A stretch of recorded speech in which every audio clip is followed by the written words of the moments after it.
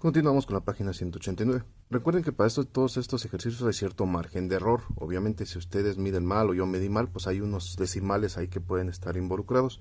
Recuerden que si se aproximan a lo que yo tengo, están correctos, porque pues yo trato de hacerlo bien y ustedes también deben de tenerlo bien. Entonces, decimales más, decimales menos, si se aproximan, estamos bien los dos. De que tracemos una tangente que pase por el punto A y alarguemos esta línea OC para encontrar su intersección. Recuerden que la tangente es una línea que toca a la circunferencia en un solo punto, entonces vamos a trazarla. Por suerte su libro ya tiene aquí una línea recta con la cual nos podemos guiar para trazar esa tangente.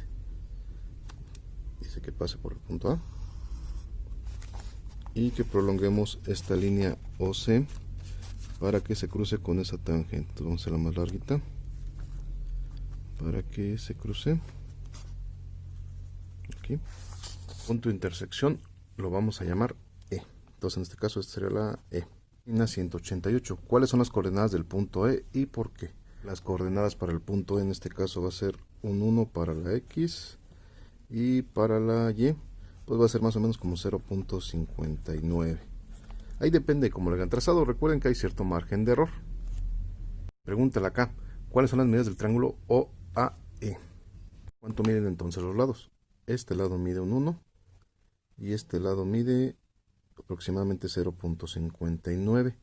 Lo que nos falta es encontrar la hipotenusa. Podríamos calcularla con el teorema de Pitágoras o más o menos midiéndola. Unos son como 7 centímetros. Pues podemos calcularla más fácil. Si en su libro tienen esta escala a 1 centímetro, pues pueden medirlo más fácil. Entonces un cateto mide 1, el otro cateto, que es el opuesto a ese de ángulo de 30, pues mide entonces 0.59. La hipotenusa pues la podemos calcular, pero ahorita vamos a ver qué nos pregunta el libro. Nos dice, calculen la tangente 30 con los valores que obtuvieron del inciso G. Pues vamos a calcularlo. Bueno, entonces con las medidas del inciso G nos va a quedar que es 0.5 entre 0.866, nos va a dar 0.577. ¿Cómo se explican, cómo se relacionan el resultado anterior con el triángulo OAE? Pues que, si se fijan, este 0.57 es casi esta coordenada que tuvimos con el punto E, que en mi caso fue de 0.59. A ustedes se les puede ver aproximado más a ese 0.57. El último inciso, explique qué relación hay entre el valor de la tangente y las coordenadas del punto E. Pues sería cateto opuesto, que es 0.59, entre cateto adyacente, entre 1, pues nos da 0.59.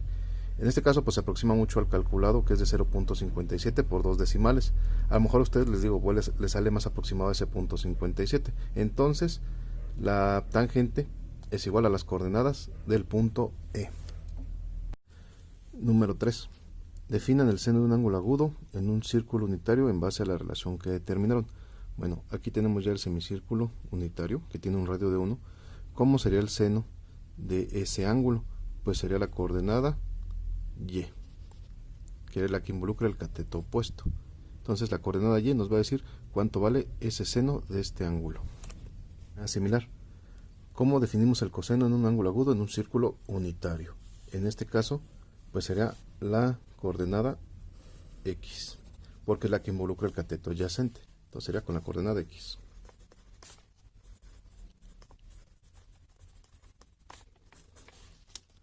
Recuerden que todo esto es con respecto al triángulo rectángulo que se forma al trazar una recta y que cruce ese círculo unitario.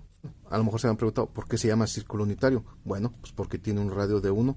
Entonces, si trazamos una línea recta que cruce este círculo unitario, la coordenada X nos va a dar el coseno del ángulo que forma esa recta y la coordenada Y nos va a dar el seno de este ángulo que se forma con el eje horizontal.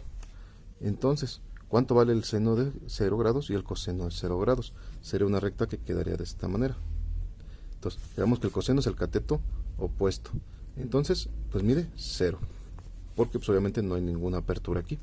Y el coseno, que es la distancia que hay en el eje X, pues vale 1.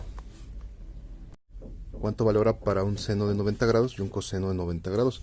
nuestra recta, entonces este ángulo estaría hasta acá, serían los 90 grados. Entonces aquí cruzaría. Quedamos entonces que la longitud de Y es el seno, pues vale un 1. El seno es 1.